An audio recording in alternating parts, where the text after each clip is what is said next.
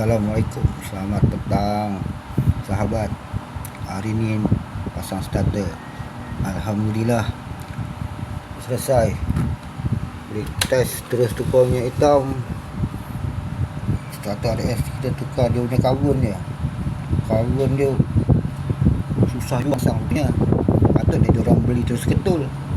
Nak tukar karbon payah. Tapi dah siap, alhamdulillah. Kalau dia kena cara lah.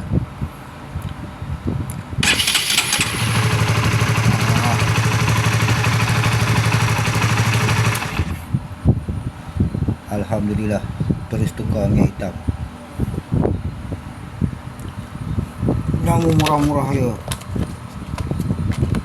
Okey, terbaik sahabat. Alhamdulillah seminggu siap. Okey, selamat petang dan selamat malam.